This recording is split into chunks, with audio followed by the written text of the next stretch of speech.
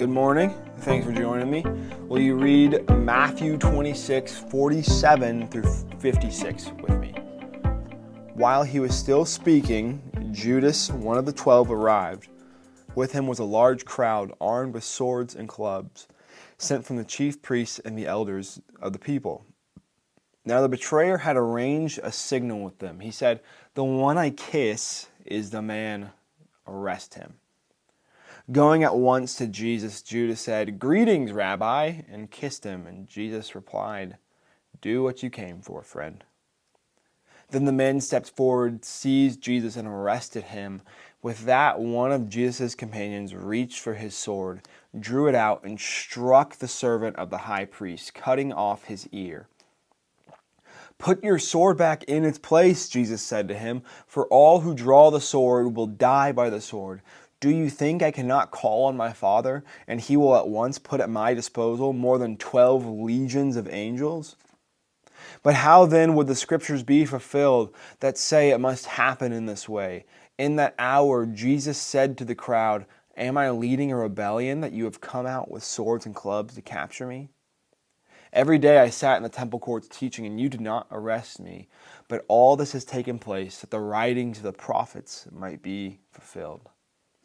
Then all the disciples deserted and fled." So in this text, it doesn't quite say that Peter cut off the guard's ear. I think some of the gospel writers were trying to, not out Peter in that. But in the Gospel of John, he's a little more forthcoming, and he's like, "Yeah, it was Peter. He did it. He cut off that guard's ear." And I got to be honest, okay? I think Peter is the disciple that I've read the most about, and I've been the most critical of while doing the same things that he's doing, okay? And I'll explain. Peter is so passionate, but it always seems like he's doing something. He's always doing something. If you look at his character, he's making good steps, and then he says something, and Jesus is like, "Dude, come on, you don't get it."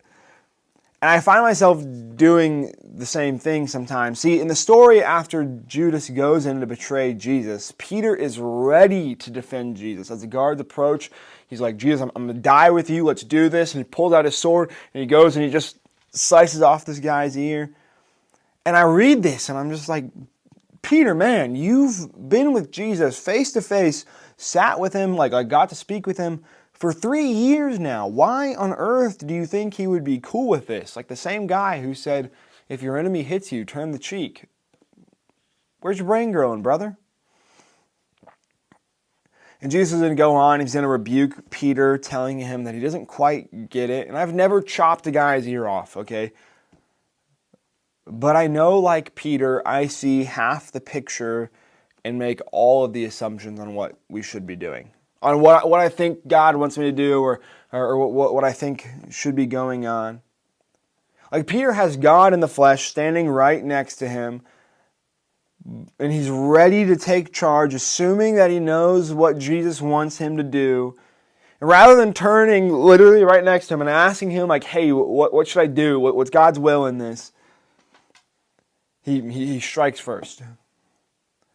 And I, like Peter, so often see half the picture and think I know what should happen, what God wants from me. But here's my prayer.